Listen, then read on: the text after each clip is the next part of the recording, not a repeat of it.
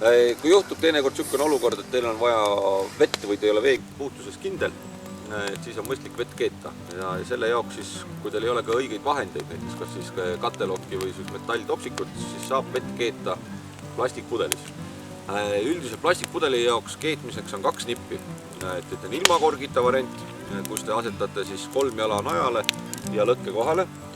Sellel on üks miinus on see, et kui vesi läheb kuumaks ja hakkab peaaegu keema, siis see pudel hakkab hästi kiiresti kokku tõmbama ja seda pudelit ei saa mitu korda kasutada, selles suhtes, et nagu korduvalt kasutada, et see pudel lõpuks läheb väga-väga väikeseks.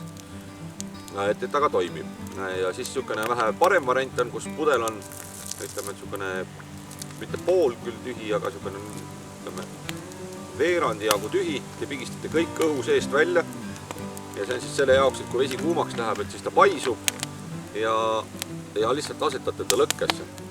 Et sellise lahenduse puhul on kõige kehvem või kõige nõrgem koht on siis see pudelikork ise, et see peab olema siis otsese kuumuse käest siis väljas ja mida vähem õhku siin sees on, seda parem tulemus ta tuleb. Nii. Midagi sellist võiks asi välja näha ja nüüd lihtsalt süte peale ots lõkkest eemale, et ta ära ei sulaks ja nüüd tuleb lihtsalt oodata.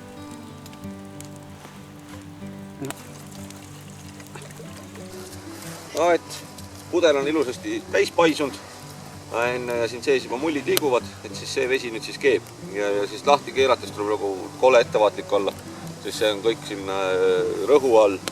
Jätame ta natukeseks ajaks lihtsalt seisma. Et võttes selle siis kokku, kui teil ei ole niisugust nii-öelda kas siis matkatopsikut või katelokki või kuidas iganes, et siis on siis võimalik ikkagi vett keeta ka pudeli sees ja